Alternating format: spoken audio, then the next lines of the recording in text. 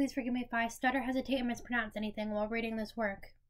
This is Passerine Chapter 4, Part 3. Same trigger warnings from the last two times. Violence and descriptions of violence, assault, and death.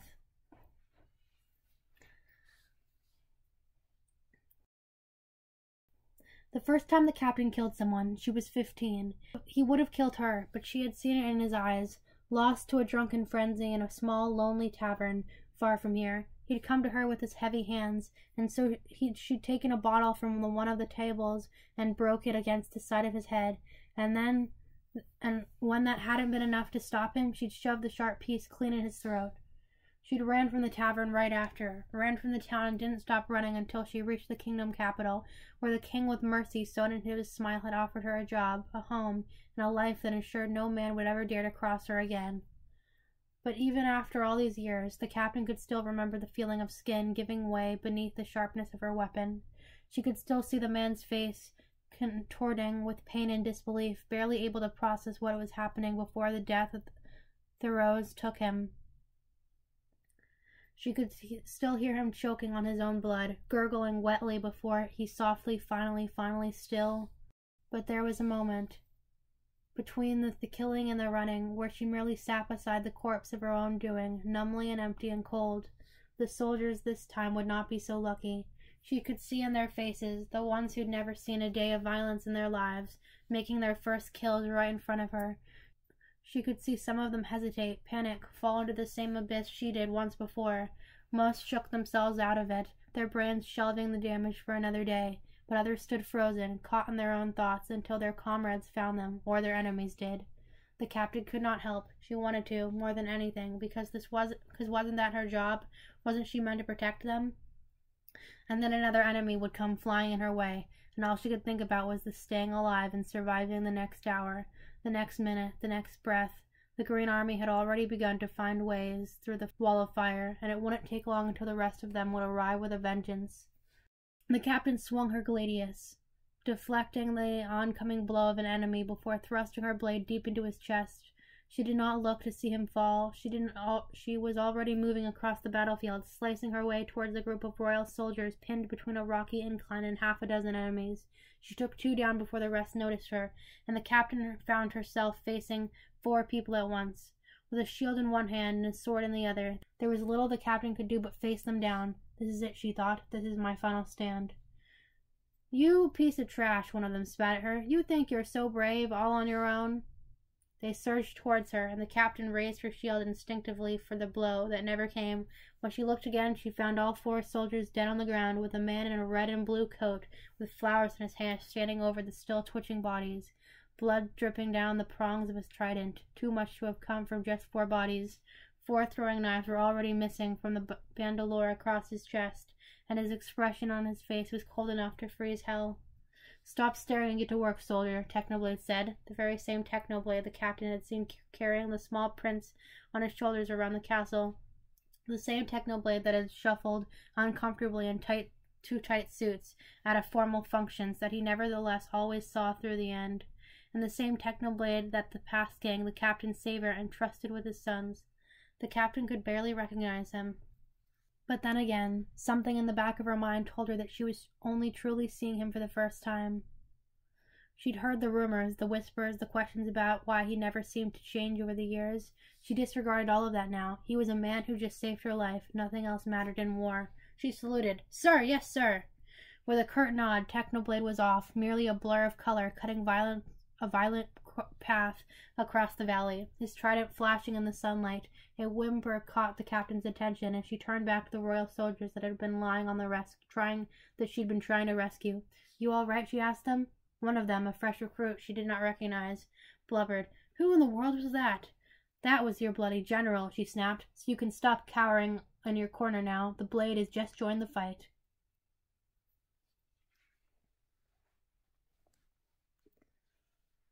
The laughter was the worst of it. Wilbur could feel it growing louder in his head, the sound of thousands of different voices laughing at a joke he was not privy to, a joke with him as the punchline, but the still healing wound on his hand would ache. reminding him of what he'd done and where he was. He was standing on a rock, feet braced against the moss, felling distant enemies with arrows. He was King Wilbur, protector of the realm, ruler of the kingdom, leader of the royal army, and he brought all these people here, and he was not going to let them down.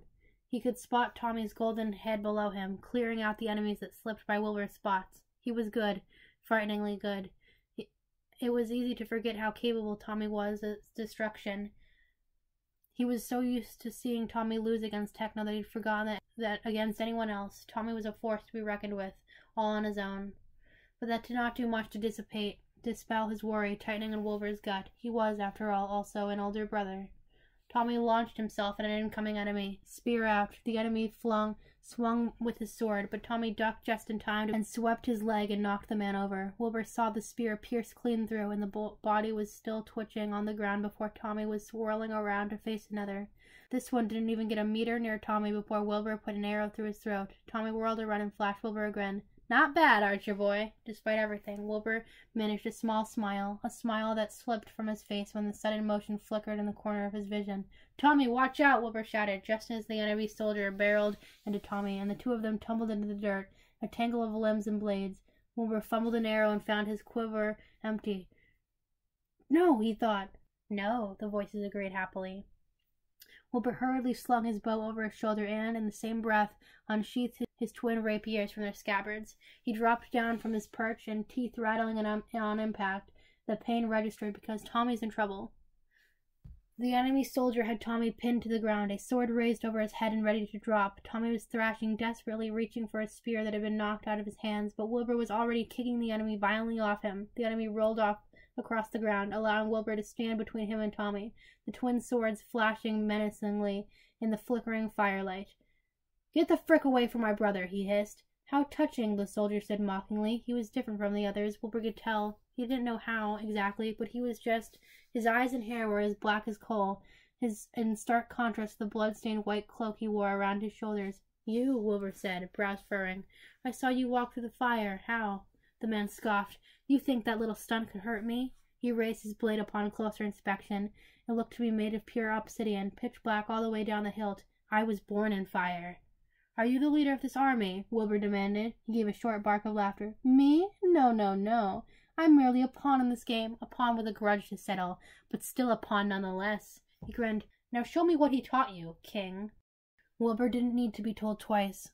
He launched himself at the man, blue irises crunching beneath his feet. Their swords met, and from there it was a dance, blades flashing as Wilbur began pushing the man backwards, but he was matching Wilbur's hit for hit.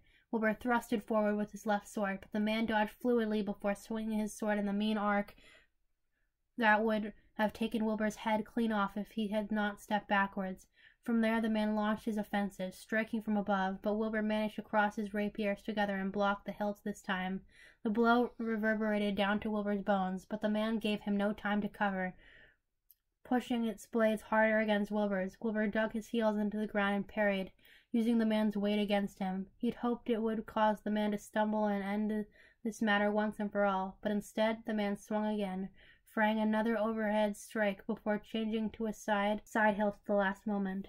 Wilbur blocked his blow, but the force sent him crashing to the ground. The white-cloaked soldier stood over him, a small smile playing on his lips. "That was disappointing," he said, spinning his sword lazily between his fingers, as if he had all the time in the world. "At the very least, I expected a man trained under a god of blood to, well, actually draw some." Wilbur froze. He glared up at the man standing before him, suddenly understanding. "You're here for Techno." The man stopped spinning his sword. "I'm surprised he told you what he is. You must mean a lot to him." His smile was slow and cold. "That makes this all the more fun." He raised his sword and brought it crashing down. It might have been hours, it might have been days, it might have been between the space of one breath and another. Technoblade could no longer tell. More and more of the enemy were finding ways to breach the wall of fire. The Royal Army's archers were doing their best to snipe them down before they could join the fray, but their dreadful lack of experience was beginning to show. Cracks were forming. They were nearing a breaking point. No, Techno thought, trident in one hand, a balled handle chain whip on the other. Not if I can help it. He found himself in the thick of it, drawn not to the violence but the sounds of Wilbur's people, his people, calling for help, a god's help. Blood, the voices demanded. Blood for the blood god. But Techno didn't want blood, not today. He wanted justice. Get down, he told the Royal Army soldiers that had gathered around him.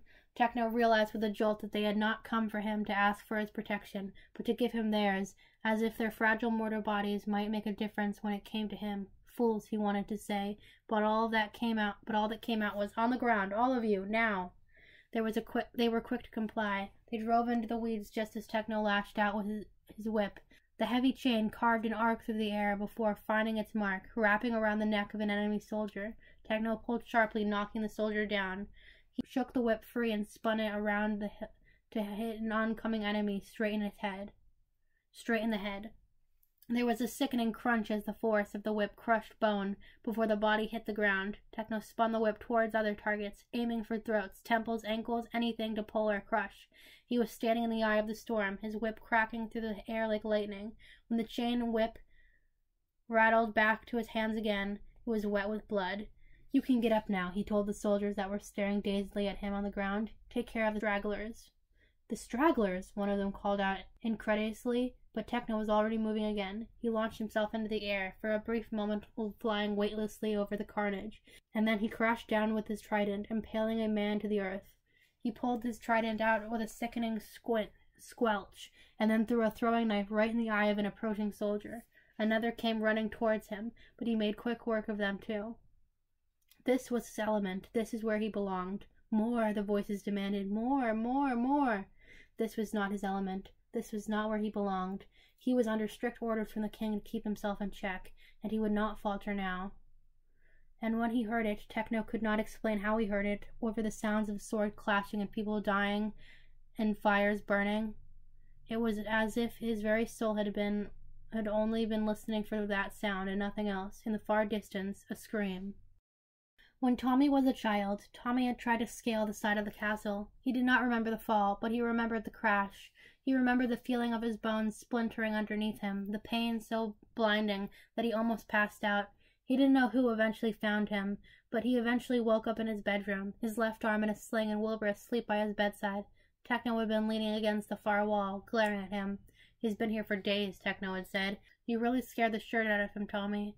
It was the angriest Techno had ever been at him, and that was the moment Tommy understood what he really meant was that Tommy scared the shirt out of both of them.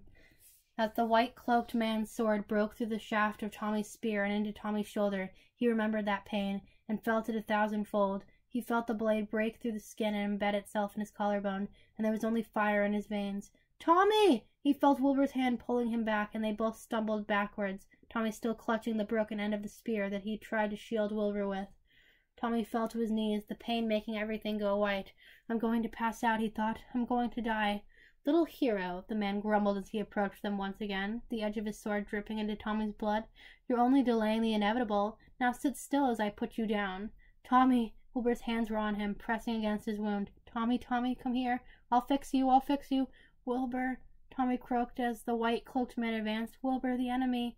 Say your goodbyes, princeling, the man cackled, raising his sword one final time. Tommy grabbed Wilbur, even as the entire body trembled with movement, covering his older brother's body with his own. He shut his eyes, waiting for the coup de grace. It never came.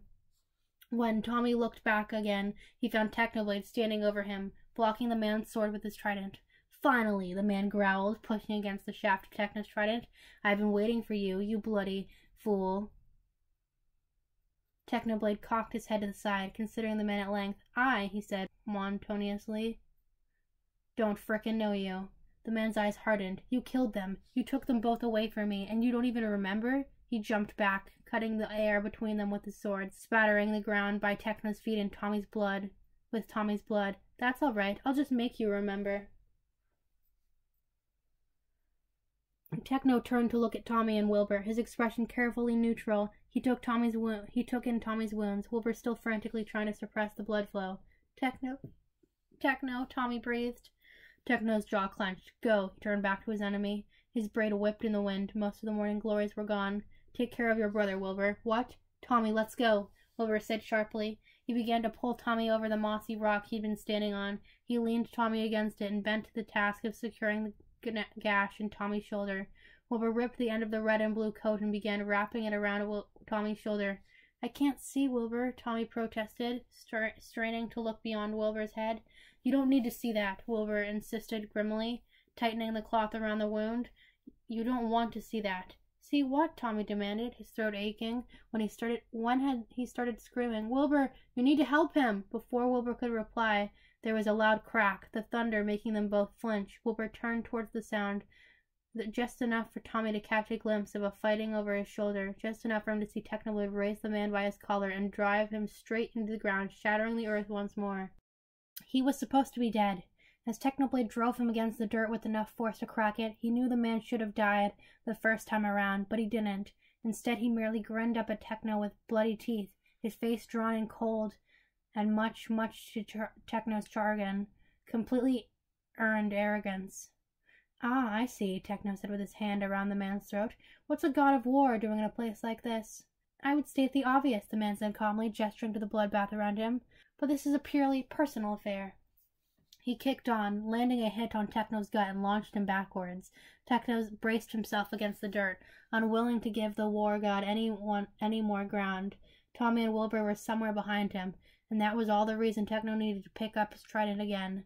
The war god got unsteadily to his feet, then seemed to merely shake himself out of the experience of having his head cracked against the ground with the force of 20 rampaging bulls. He cracked the tension out of his neck and simply put his sword up again. Now that we're properly acquainted, the war god said, let's take this more seriously, shall we? He moved quicker than Techno expected. Techno barely managed to parry a blow aimed directly at his heart. Techno thrust out his trident in retaliation, but the war god simply danced out of the way before returning again to full force.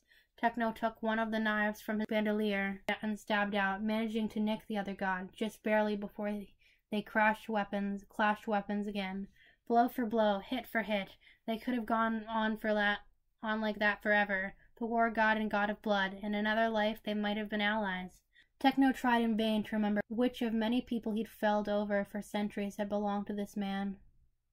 But there was too many, a long line of ghosts he would spend the rest of his immortal life atoning for. Atoning? The voices laughed. What is there to atone for? Does a lion atone for killing the gazelle? Does the fire atone for burning? Techno jumped backwards and threw his knife, which the war god deflected easily with his sword. He threw another, which the war god dodged, another, which struck harmlessly to the earth. Techno reached for another and found his bandolier empty. This is futile, the war god said. Just put down your weapons, and maybe I'll give you the merciful death you never gave them. You fight and you struggle, but we both know how this ends. Mortals and their bloody games. There can only be one outcome, right? This war isn't over yet, Technoblade replied. The god of war smiled, his eyes drifting to something over Techno's shoulder. Are you sure about that? Techno looked behind him, his eyes finding Tommy and Wilbur first, crouched up underneath the rock. Techno could not bring himself to linger on the look of fear in Tommy's face as he stared back at him, and he continued searching the horizon for what had caught the war god's attention. His heart, what reminded of it, sunk as he took in 1,000 enemy reinforcements flooding into Blue Valley.